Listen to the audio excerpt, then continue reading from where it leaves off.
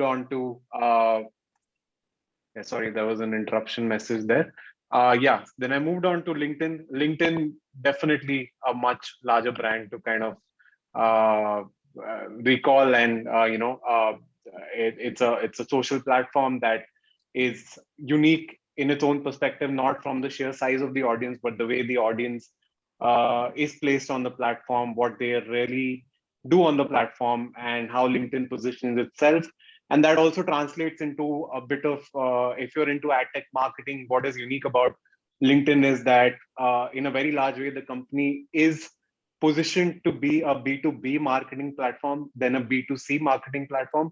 B2C is also a huge side of marketing and LinkedIn, but it's not the primary side of marketing, and that's what makes LinkedIn very, very uniquely placed. So I think that that's something you guys would want to talk a bit more about today, and I'll be very happy to answer any questions. Disclaimer from my side: if I don't have an answer to any specific question for you today, you can always connect with me on LinkedIn, and I'll try to help you with more data from my side, or try to share some material that might help you answer those questions and solve your challenges.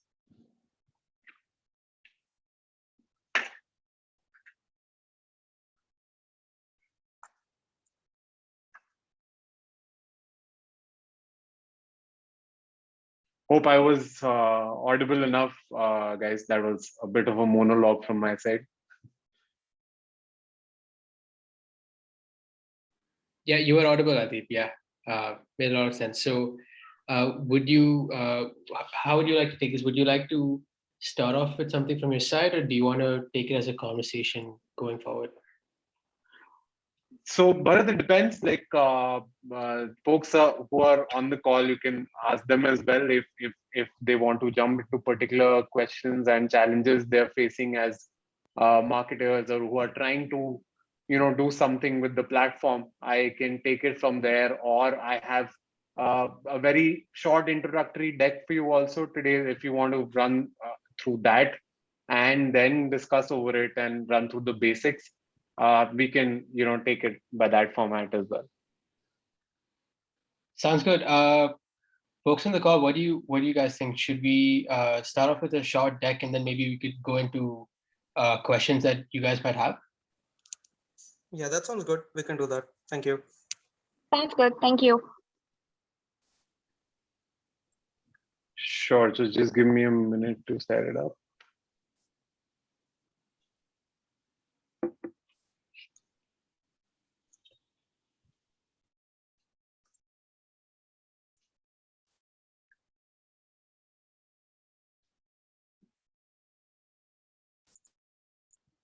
Is this fairly visible? It's a PDF.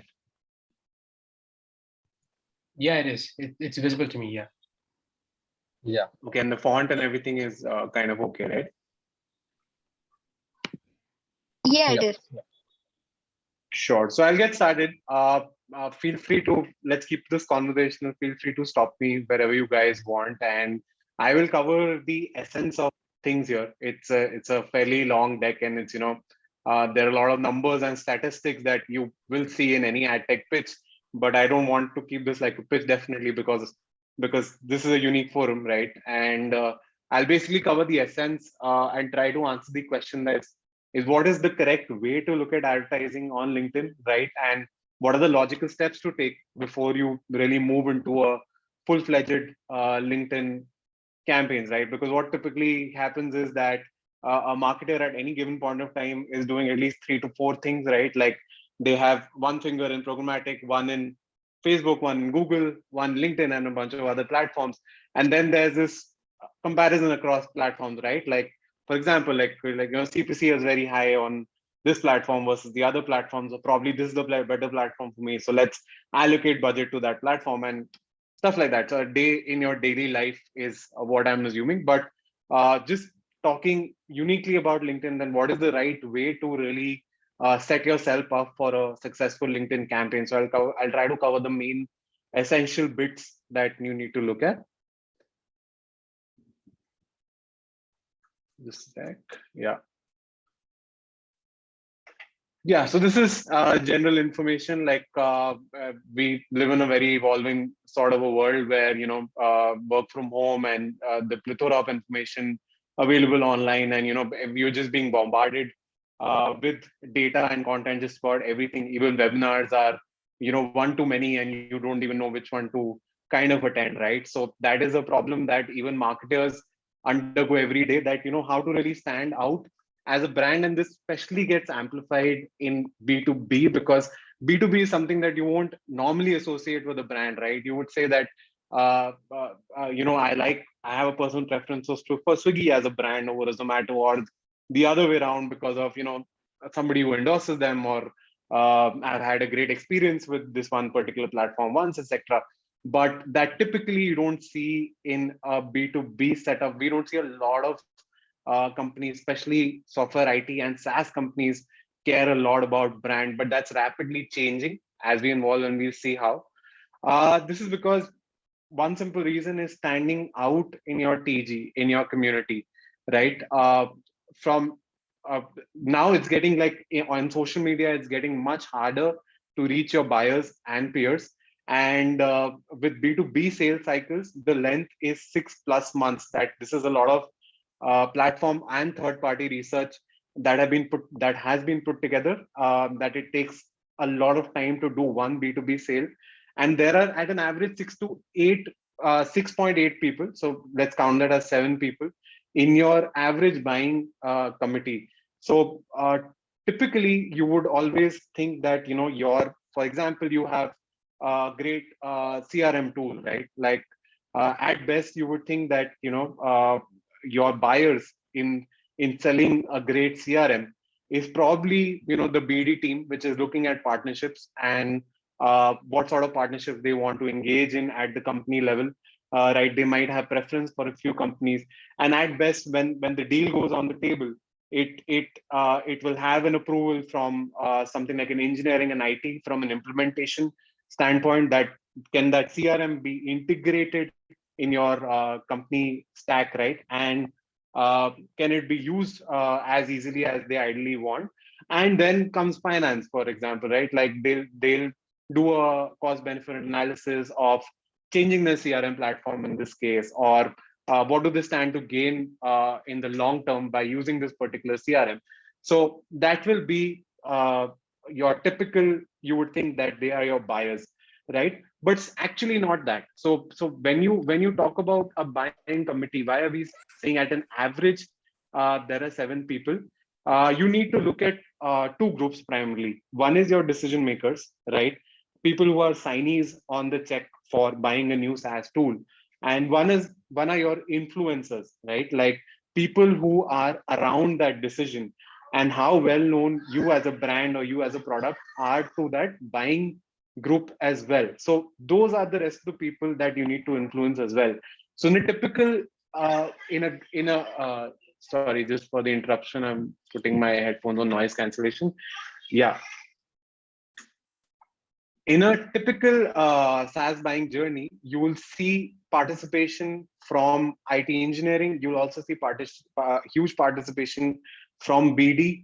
In this example, in the CRM example, you'll also see participation from sales, because now there are a lot of internal surveys that run in companies that actually tell you about the efficacy of using a new CRM trial, right? Or those ultimate users that will be using the CRM uh, have a say in how that brand is really perceived, and then hence they make a part of your buying committee as well. So this is what we typically propose, right? Like in SaaS, it is very important to not only go after your buying to go after your signees, but also your influencer group. So a great full funnel marketing campaign on LinkedIn will look at influencing your influencer groups, your buying committees, and that's what we'll call a campaign that covers your overall TG, right? Any thoughts there, or uh, any challenges you face, or any questions you have on this approach? I'll be happy to take up.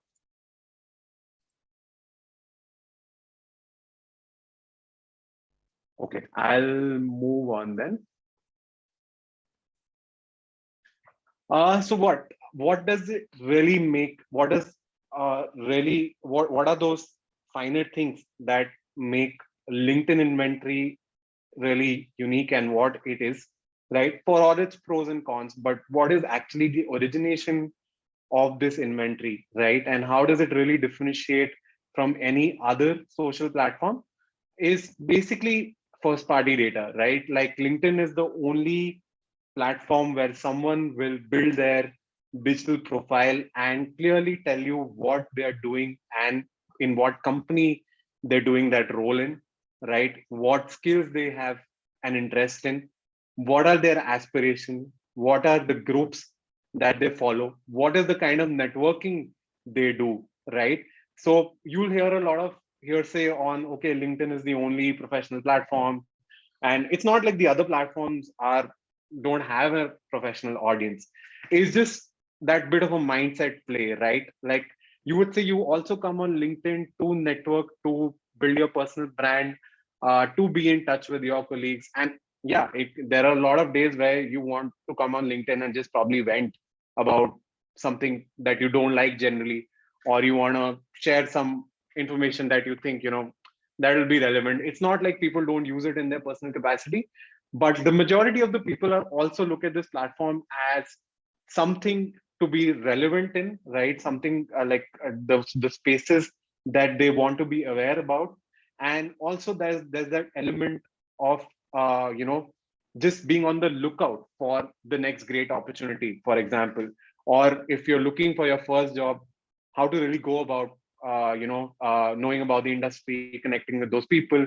uh, uh, in fact, you'll see with 80% of the companies, their LinkedIn career pages are much more in shape and much more evolved than their website career pages, right? So the gist of this is that it's the best place to be aware of the professional environment, look for your next opportunity, network in your current opportunity, etc. So there's a huge element of having a professional mindset when you are browsing through LinkedIn in comparison to any other social platform. And that's exactly what we leverage in the B2B marketing scenario, because here you have decision makers at scale. It is all first party data. They have the mindset to do business.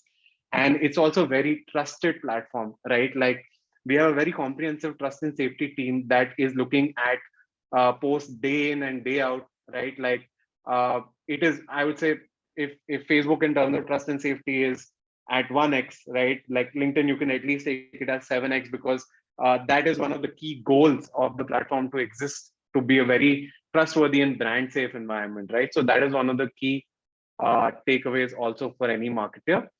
Uh, 65.5 million is the India audience size. I think we can skip all of these. Are more like vanity metrics, right? Like I already covered the trust bit. Just a sec.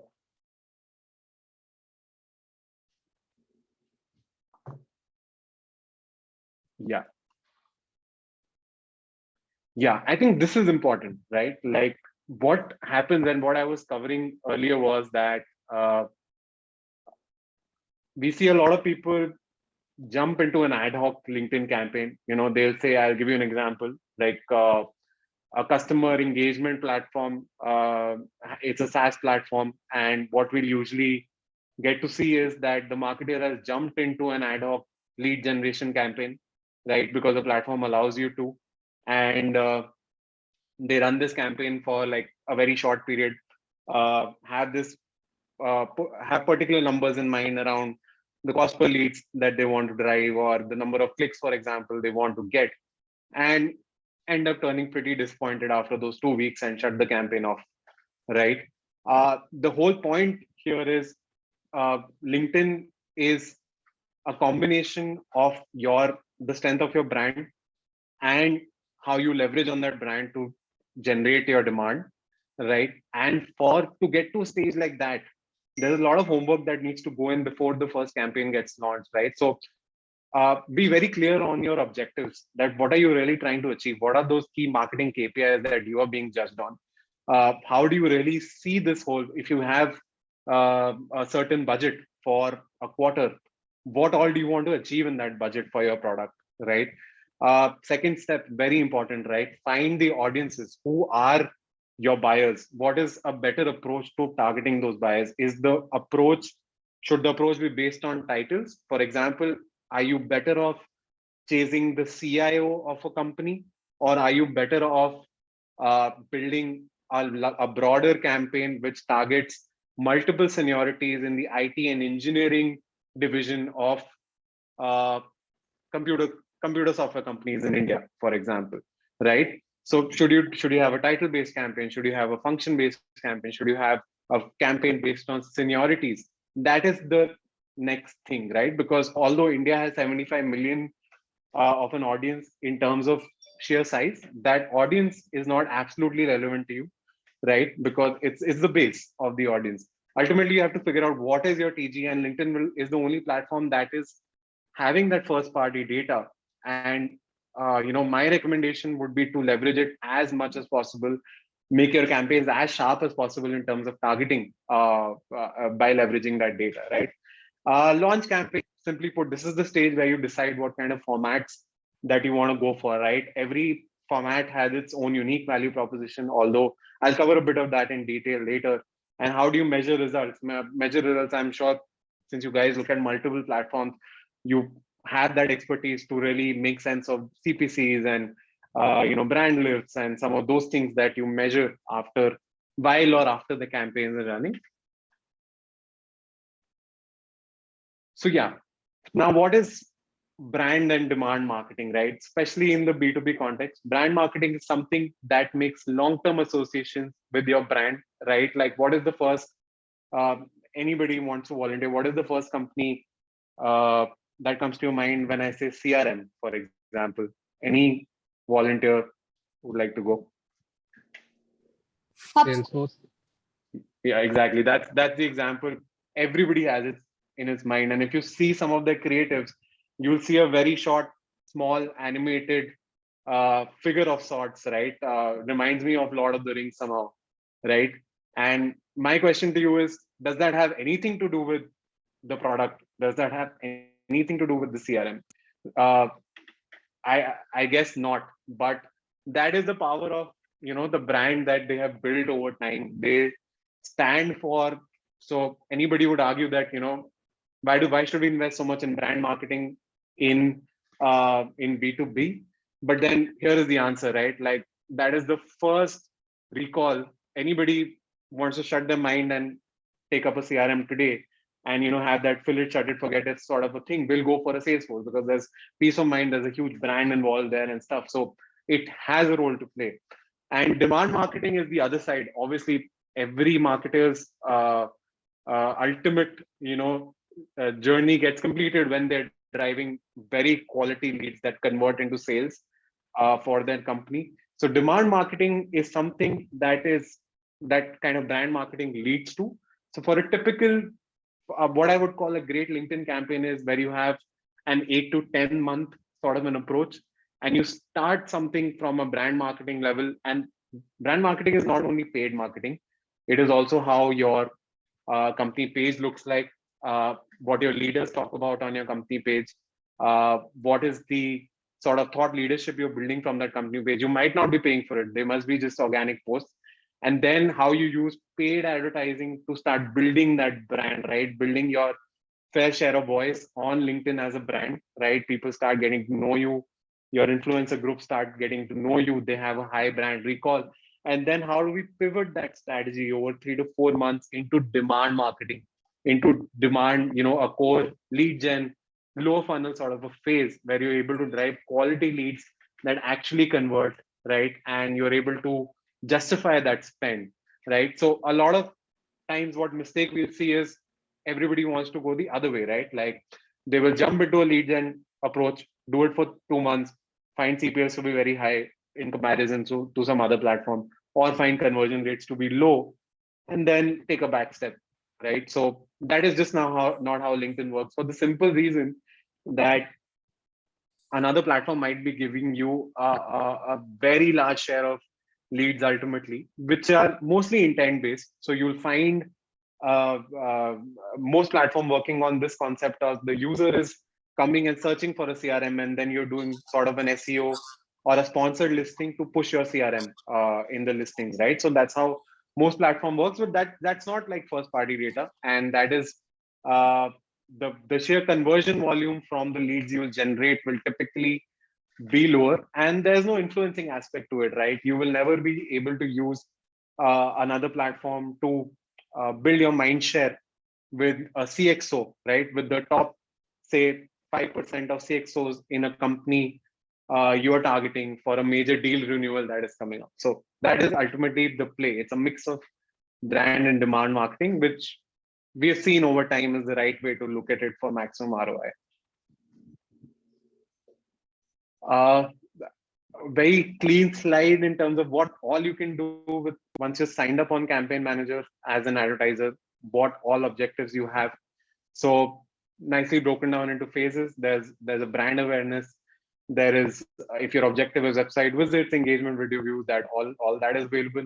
Interestingly, on conversions, not only lead gen, even a lot of talent hiring professionals leverage LinkedIn for driving job applications.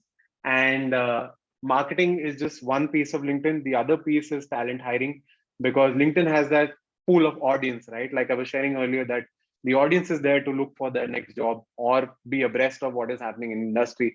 A lot of recruiters use the LinkedIn platform to recruit that audience, right? And it is also part of our campaign manager. You can actually run media to build your hiring pipeline. So that is also a very unique play for the platform. A bit of more about what I was sharing earlier, right? This is the first party data. So as marketers, you need to kind of make up your mind what is the right approach. And definitely, once you're operating at a certain size and you're operating with an internal team on LinkedIn, there's an account manager you have. They'll be helping you crafting out these custom strategies in targeting. But this is like a brief overview of what the target really stands for, and this is all first party data, right? Like connect this to your own profile, right? For example, Bharat would be calling out his company name on his profile, right? He's connected to factors.ai. Factors.ai will be calling out their company size on their company profile. So we automatically know that, hey, Bharat is his designation and the company size he belongs to.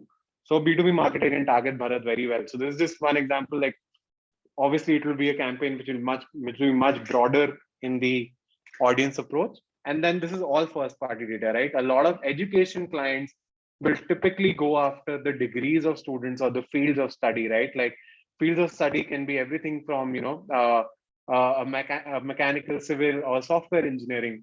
So you're easily able to target uh, those kind of students for your sign up, right? So all this data can be leveraged to craft custom campaigns as to what you're really seeking in terms of who you're targeting on the platform, right? So these are all the key facets to it. Any quick questions on this you want me to take up, or anything like that? Hey, so I have this question for the later part, but since you're on this slide, I just wanted to check. So, uh, there is one approach of going after the job titles, right? Which is specifying the exact job titles. Exactly. Now, Yeah. how about going after a different approach of selecting the job function and job seniority? In your experience, like, is there any one approach that you would suggest? Because I've tried job titles, but I have a feeling that, in that case, we miss out on a lot of potential prospects because we might miss out on some job titles which we are not aware of. Yeah, actually, very relevant question. So thanks for that. So basically, it comes down to what stage of marketing you are at. You're right. Like Right. with job titles, it is never comprehensive, right? You're not covering that 100% audience base because you're going after specific titles. So it really depends on your objective with this marketing, right? So whereas in a mid funnel where you're driving views to a video, for example, or you're driving users to your website to give them more information, a sounder strategy would be to make a combination of functions and years of experience or seniority. So you can say that my functions are IT and engineering, accounting and finance, and combine it with the seniority of a manager plus, a manager, VPs, owner, partner, etc. plus. So, and there's an and targeting to that available. So it's an intersection of seniorities and functions that you're going after. That will be a sounder approach for a consideration phase because you want to reach out to a higher audience. But once if you're in a stage where you're saying I want to drive only marketing qualified leads over the next 2 months over this title base, which is relevant to me. And this is sort of the lower funnel phase of my overall marketing campaign. Then the titles approach makes a lot of sense, right? In this Right. scenario, you would also be leveraging lead gen forms to drive leads from the platform. You would also be driving in-mails that are inherent to our marketing, and uh, a very good in-mail strategy would be to have only CXO titles, right, across say the IT sector in India, and just shoot out in-mails to them, because that in-mail will be able to capture their inbox for a longer period of time and will lead to a higher rate of conversion, because you're ultimately leading to reaching out to CXOs in their own inbox, and their title campaign will make absolute sense. So ultimately, it's Right. subjective on the funnel and the format that you are following. Got it. Got it. That's really helpful. Just one more follow-up question to this. So specifically the job titles, right? Now, these job titles I've also experienced at times when, for example, if you're putting head of IT or head of sales, right? It's not necessary that we might always get the head of sales for that particular organization. Sometimes, if someone has written headed sales at a lower level in an organization, right? We might tap into that person as well. Like what I'm trying to understand is that keyword specific, how LinkedIn picks it up, or is it exactly head of sales that they write? Yeah, that's with the first party data, Jen. So Right. that is what is being picked up from the profile. And you're Okay. right, like in a startup, that designation could mean something very different Right. Right. than in a very mature organization. So a workaround there is that you can go after the years of experience. That's Got the it. Got it. closest. Yeah, that's the closest way to make like a intersection sort of a targeting, where you do an and targeting, and you say, hey, I want only 10 plus years of experience for this campaign, right? So Yeah. that gives you sense, because that head of sales in a startup would still have say 5 years of experience that you would want to ignore for your campaign, and they Right. will be discarded from that campaign the moment you select 10 plus years, right? So you are ultimately going after more senior people. So that is a good workaround in this Got it. particular Got case. it. Got it. Thanks.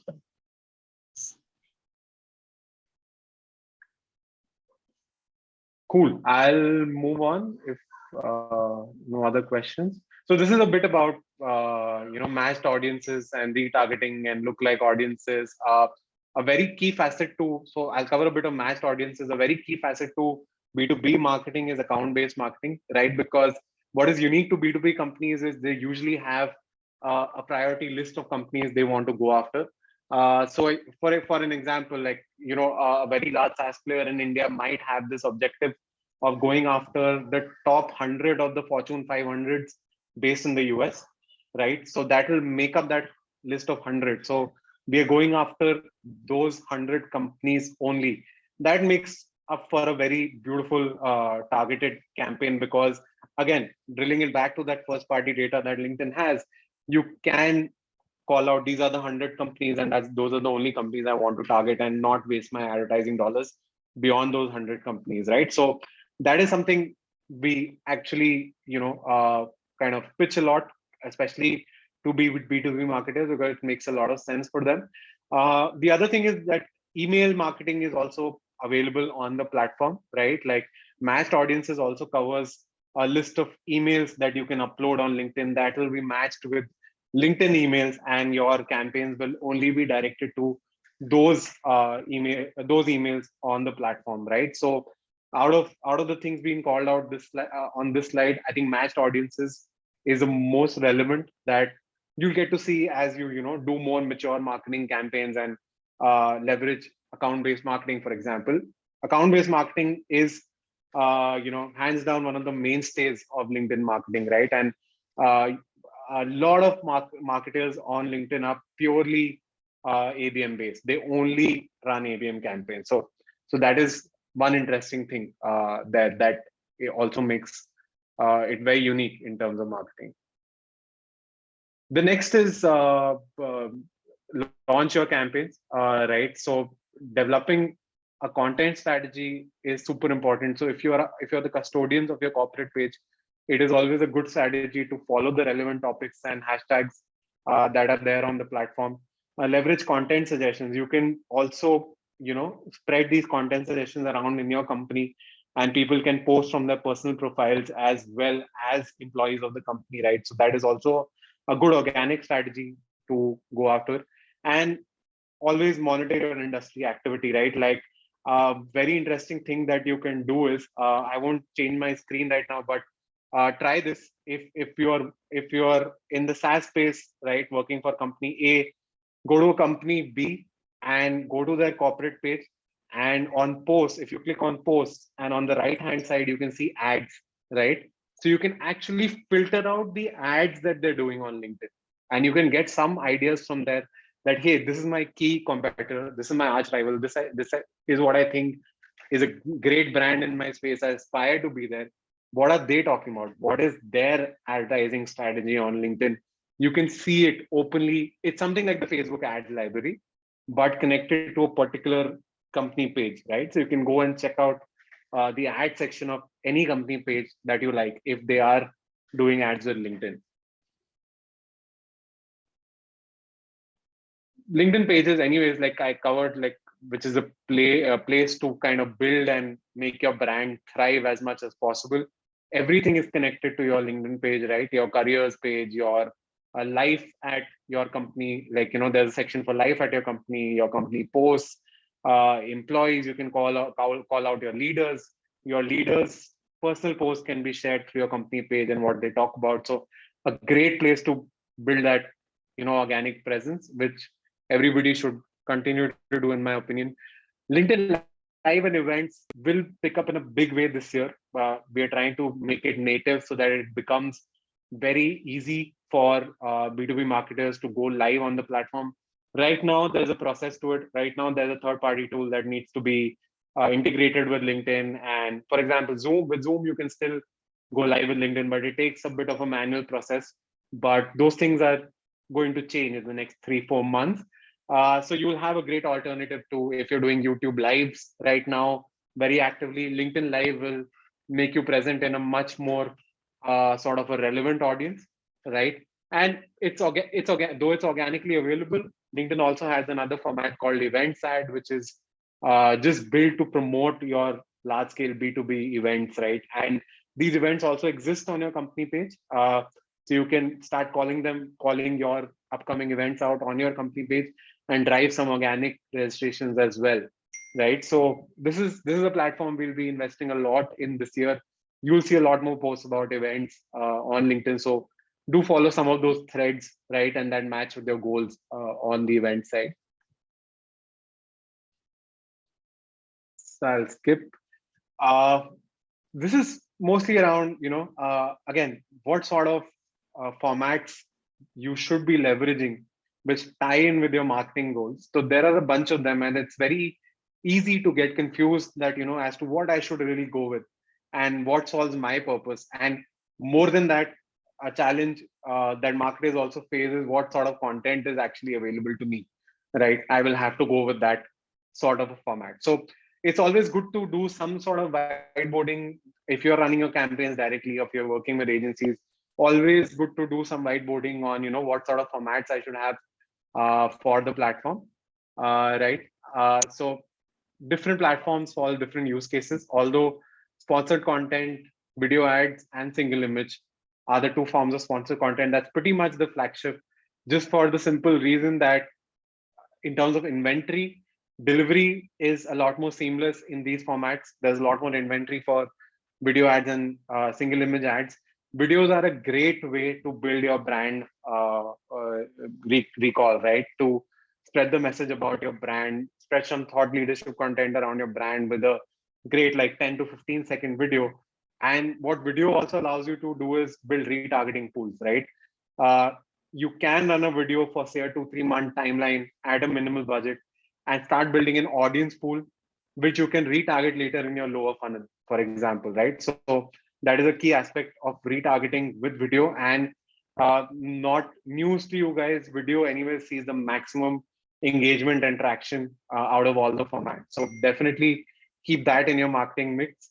Another interesting aspect is sponsored messaging, right? This was what I was talking about earlier. So message ads, it's somewhat of an in-mail that you would see in your inboxes as well, and you can use these usually to reach out to very senior audiences, because what in-mails do is they have very low frequency rate. So if an in-mail goes to an inbox of your TG, they're actually blocking that inbox for almost 45 days, where no other brand in-mail can come and block inventory, right? So that in-mail will stay in that inbox for a very long period of time and will help you to kind of be a known brand with your key stakeholder, right? Across obviously the list of companies that you want to chase. Conversation ads, it gives you a chatbot experience, right? Like it's an extension of message ads. It gives you multiple CTAs, right? Like if you see in that example, it says that here is a great event to master your analytical skills. You can view event details, you can register, or you can even say no thanks. So you give a lot of power to your TG to make a call on what they want to do next. We see a lot of traction on, a lot of marketers go with the option of schedule a demo, right? And we see a lot of clicks on schedule a demo for B2B products. So that's very interesting. Additional ad formats, they're not mainstream. I won't really propose for your marketing strategy, but then they're available. Dynamic ads, you might have already seen on the platform where your profile is being called out next to the company name to capture your attention, and then it has its own unique CTAs, right? So that's another format you can look at. Text ads will be sunsetting, so that is something you can overlook. More importantly, very good slide on the audience journey at LinkedIn. Now, this is where I'm going back to the concept of building your brand and building your consideration, and then driving demand, then doing that demand gen, right? So key aspects to it. This is what the audience journey usually looks like. And in terms of timeline, look at this as say an 8-month timeline. Start with your pages, right? How you're building your pages on the platform. First party targeting, audience network, take a call on, what really kind of is a targeting that is relevant to you. What are the formats to look at in your first phase, right? That we call as the brand phase or the awareness phase. Video ads, live videos, follower ads, start building your follower community that is unique and relevant to you. So a great format to leverage. Uh, Moving into a bit of a consideration here, right? You're driving more website visits, you're giving more ungated assets out, white papers out, right? To really educate your audience about your product. Single image ads are great, carousel ads, uh, running a bit of message ads also, and then slowly moving into a very hardcore lower funnel strategy, right? Through message ads, through leveraging lead gen forms, conversation ads that I just showed you, right? And leveraging something like an engagement retargeting. People who have seen your videos in the first phase can be targeted in the last phase, and then you acquire that customer. So this is what covers the audience journey of a typical audience on the LinkedIn platform, right? And how do you really nurturing them the right way through different formats and through different funnels and approach. So this covers a bit of that. Any quick questions? Also, I see we are at like 4:45 already, so I'll just take a quick pause for any quick questions you guys might have. Hey, Adheip, I had a small, quick question, or rather, I wanted your observation on when you talk about the dynamic ads or the spotlight ads. I have seen that multiple companies leverage that as well for a demo request advertisement. So I just wanted to check with you, how has that been working on the platform? Like, are there any metrics that you can share from the top of your mind? So thanks for that question, Naval. I'll be honest, like in terms of on ground implementation, we don't see too much use of spotlight or dynamic ads for B2B marketing per se, just for the simple reason that these are desktop specific. They're only available on desktop now. A lot of traffic on LinkedIn is actually coming from mobile, so that is an inventory challenge there, right? So you're not basically leveraging the complete inventory. That's a sponsored content is de facto the format that we propose for any B2B marketer. Spotlight ads, you'll see a bigger use case in hiring, right? Right. Because what is happening there is that you are capturing the user attention by showing them your own profile picture, and also leading them to be followers of your brand, and then getting them to a stage where they get to follow the page, your career page, and get to know more about the company and the prospects of that company. So I would say in hiring, the equation flips, right? Like a lot of talent marketers leverage dynamic ads a lot more than sponsored content. But in B2B marketing, keep it as a supplementary format. Don't keep it as your main format, because A, there's an inventory challenge. B, you're not able to give too much information out with that. At best, you'll be leading them to the company page and gaining another follower, right? You can't lead them to say a website and give them a more richer content around your product, or give them multiple CTAs as in conversation ads, right? So Right. Right. yeah, so it's not like the best format for B2B marketing. Okay. Thanks, Adheip. Sure. I wanted to ask a question if there's enough time for it. Sure. Yeah. So yeah, as you mentioned, the buyer journey from awareness to consideration to then conversions or like customer acquisition, there would be certain campaigns for each funnel, right? So what do you suggest? Of course, for remarketing, the audience has to populate, but for the first two funnels, like your awareness and consideration, do you suggest that all campaigns go live at the same point of time, like point zero, and then it will take 8 months for the audiences to populate and then sort of push to decision purchase? Or do you suggest that we start with target and awareness campaigns first and then like take up some time, give it like a month or two, and then begin with the consideration phase? Yeah, absolutely. So, I mean, great question there again. So, in fact, now I'm incentivized to, I have one deck open, so I'm incentivized to share my screen quickly. This is what a great campaign strategy would look like, right? So, you start at, say, if you're starting at an October timeline and you're jumping into awareness and engagement, and your objectives are views, reach, engagement, website visits, brand lift, and your products are videos, images, carousel, uh, run it for 2-3 months, right? Like for the first 2-3 months, basically warm your audience up with this awareness and engagement strategy before moving into a lead gen and retargeting strategy, right? And then these go hand in hand. But naturally, your budgets will start reducing on the red side and will start picking up on the green side. And look at the timelines here. Like a typical campaign timeline for LinkedIn would be 12 to 14 months. That is a logical way to approach it, right? And a lot of research also tells us that your recommended split of the budget that you sign up for is actually 44% to awareness and engagement and 56% to lead gen and retargeting. So that's mostly how I would say would be the best way to look at a full funnel long-term campaign approach on LinkedIn. Thank you so much. Sure thing. Adheip, just a follow-up question to this. So, I mean, I understand you said 12 to 24 months cycle, right? What if the target audience is, say, somewhere lesser than 10,000? Would you still say that should be the cycle, or should it be lesser than that, say 3 months?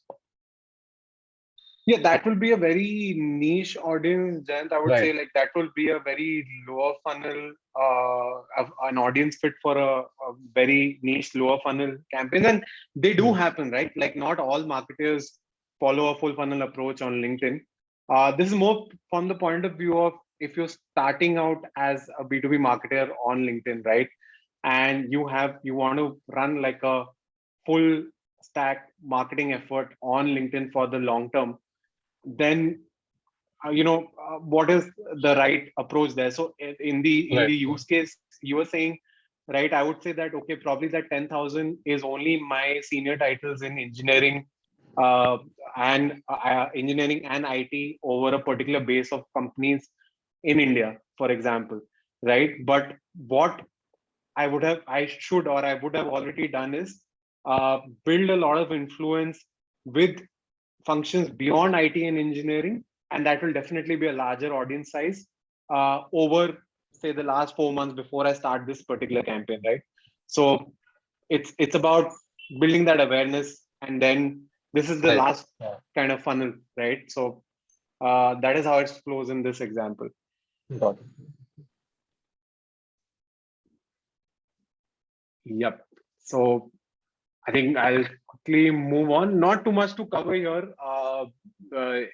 Like this is more around how you measure some of the campaigns, and this a lot of these metrics and terminologies are common to other platforms as well. So depending on your objective, you will find like a plethora of metrics to look uh, at LinkedIn, right? And again, if you're leveraging, since we are leveraging first party data in all of targeting, it will also be able to tell you. So if you're, for example, you're running an ABM campaign, what is unique is you'll be able to understand the kind of audience penetration you're having, right? So the example I shared earlier, the 100 companies out of the Fortune 500 in the US, while you're running that ABM campaign, you'll be able to see that what sort of engagement you're getting from different segments of those companies. For example, you'll be able to clearly see that 20 of those 100 companies are really warming up to your key messaging.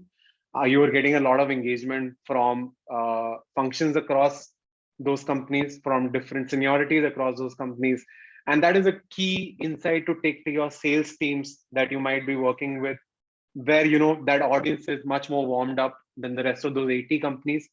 And what that can do is you can also alter your messaging as marketers for those 20 versus those 80.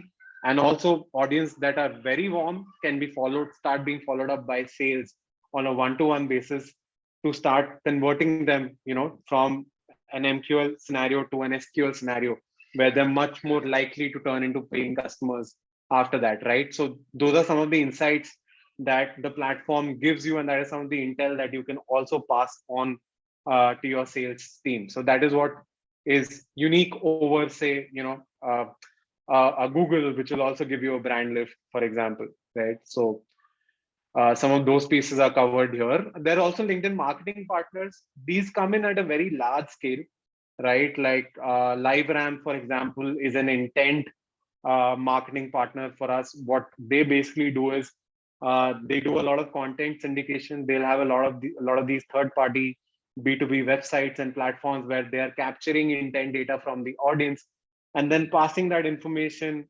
Obviously, they're integrated with our APIs. So all of that information can be extrapolated onto LinkedIn campaigns, and that can define your LinkedIn strategy in a sounder manner, right? Yeah, for example, you'll be saying that audience intent above a certain threshold coming from LiveRamp uh, is belongs to this lower funnel campaign, and this is the exact sort of messaging I want to drive for them. It's almost, I'm almost retargeting them because they are already looking for your brand through LiveRamp's different strategy, different content pages, and their syndication approach, right? So that is a use case. So there are marketing partners, but this comes at a stage where at a very mature stage for most marketers. And like you in your life cycle, you will also see the use of some of these large partners is what the message is here.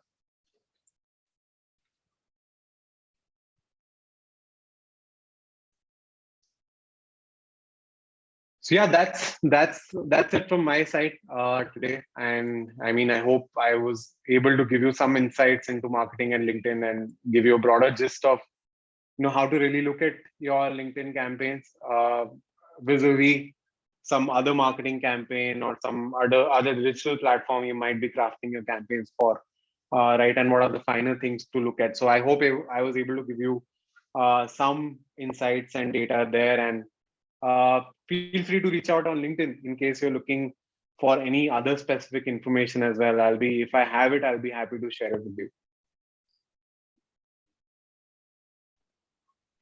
Awesome, Adheip. Thanks a lot.